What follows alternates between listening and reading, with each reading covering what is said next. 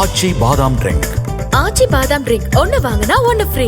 கன்னியாகுமரி மாவட்டத்தில் 4வது நாளாக கனமழை பெய்து வரும் நிலையில் கோதை ஆற்றில் தண்ணீர் கரைபுரண்டு ஓடுவதால் திற்பரப்பு அருவிக்கு நீர்வரத்து அதிகரித்துள்ளது. இது குறித்த கூடுதல் விவரங்களை செய்தியாளர் ரமேஷ்குமார் வழங்க கேட்கலாம். ரமேஷ்குமார், கோதை ஆற்றில் தண்ணீர் கரைபுரண்டு ஓடுவதால் திற்பரப்பு அருவிக்கு நீர்வரத்து அதிகரித்திருக்கிறது. இதனால் சுற்றுலா பயணிகளுக்கு எந்தெந்த கட்டுப்பாடுகள் விதித்திருக்கின்றன?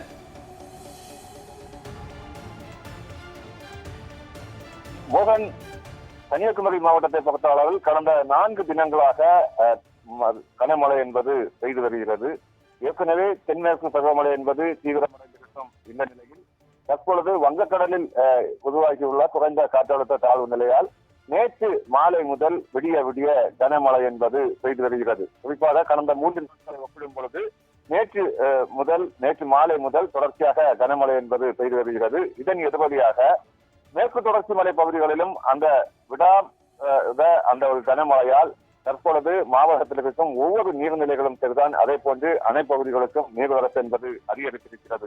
அது மட்டுமின்றி மாவட்டத்தை பொறுத்த அளவில் அதிகபட்சமாக தற்பொழுது 43 சென்டிமீட்டர் மழை என்பது தற்பொழுது பதிவாகியிருக்கிறது. இது ஒரு புறம் இருந்தாலும் பேச்சிப்பாறை, பெருஞ்சாணி, அதே போன்று சிற்றாறு 1, 2 போன்ற அணைகளுக்கும் நீர்வரத்து அதிகரித்திருக்கிறது. குறிப்பாக 48 அடி கொள்ளளவு கொண்ட பேச்சிப்பாறை அணைக்கு வினாடிக்கு 1397 கன அடி தண்ணீரும், அதே போன்று 77 அடி கொள்ளளவு கொண்ட பெருஞ்சாணி அணைக்கு 1081 கன அடி தண்ணீரும் தற்பொழுது வந்து கொண்டிருக்கிறது. இதே போன்று சிற்றாறு 1, 2 போன்ற அணைகளுக்கும் நீர்வரத்து என்பது வந்து கொண்டிருக்கிறது. அதே போன்று ஆற்றங்கரை பகுதிகளை பார்க்கும் பொழுது கோதையாறும் சரிதான், அதே போன்று தாமிரபரணியாறு, பகலியாற்றின் கரையோரங்களிலும் தற்பொழுது தண்ணீர் என்பது ஆர்ப்பரித்துக் கொண்டிருக்கிறது. அதே போன்று தண்ணீர் ஆர்ப்பரித்துக் கொள்வதால் அதிகம் குளித்து செல்லும் திற்பரப்பு நீர்வீழ்ச்சியில் தண்ணீர் கரை புரண்டு ஓடுகிறது. இதனால் திற்பரப்பின் அந்த மெயின் அருவி பகுதியில் தற்பொழுது சுற்றுலா பயணிகள் குளிக்க தடை என்பது விதிக்கப்பட்டிருக்கின்றன. மாற்று இடங்களில் சுற்றுலா பயணிகள் இந்த தகவல்கள் தெரியாமல் வெளியூரில் இருந்து வரும் சுற்றுலா பயணிகள் மாற்று பகுதிகளில் நின்று குளித்து செல்ல அனுமதி என்பது வழங்கப்பட்டிருக்கின்றன. மெயின் அருவி அதிகமாக தண்ணீர் கொட்டுவதால் அந்த பகுதிகளில் சுற்றுலா பயணிகள் குளிக்க தடை என்பது விதிக்கப்பட்டிருக்கிறது. அந்த காட்சிகளை பார்க்க முடியும். அளவுக்கு அதிகமாக தண்ணீர் என்பது வந்து கொண்டிருக்கிறது. கடந்த 3 தினங்களை ஒப்பிடும் பொழுது தற்பொழுது கனமழை என்பது தீவிரமடைந்திருப்பதால் ஒவ்வொரு ஆற்றின் கரையோர பகுதியிலும் தண்ணீர் என்பது கரை புரண்டு ஓடுகிறது. இது மட்டுமின்றி தற்பொழுது மேற்கு கடற்கரைகளை பொறுத்த அளவில் மீனவர்கள் ஆயிரக்கணக்கான மீனவர்கள் தேங்காய்பட்டினம், குளச்சல், முட்டம் போன்ற துறைமுகங்களிலிருந்து இன்றைய தினமும் மீன்பிடிக்க என்பது செல்லவில்லை.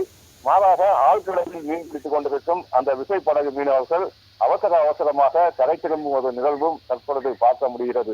மாவட்டத்தை பொறுத்த அளவில் ரப்பர் பால் வடிக்கும் தொழிலும் அடியோடு முடக்கப்பட்டிருக்கிறது. தொடர்ச்சியாக பல இடங்களில் மரங்களும் பெயர்ந்து விழுந்து மின்சாரம் என்பது துண்டிக்கப்பட்டிருக்கிறது. ஒட்டுமொத்தமாக இந்த 4 நாட்களில் மழையை தற்பொழுது தீவிரமடைந்திருக்கும் நிலையில் கன்னியாகுமரி மாவட்டத்தில் வசிக்கும் மக்களின் இயல்பு வாழ்க்கை பாதிக்கப்பட்டிருக்கிறது என்றே கூற வேண்டும். மோகன், திற்பரப்பு அருவிக்கு நீர்வரத்து அதிகரிப்பது தொடர்பான விவரங்களையும் கன்னியாகுமரி சுற்றியுள்ள அணைகளின் நீர்மட்டம் உயர்ந்து வருவது தொடர்பான விவரங்களையும் வழங்கியதற்கு நன்றி ரமேஷ்குமார்.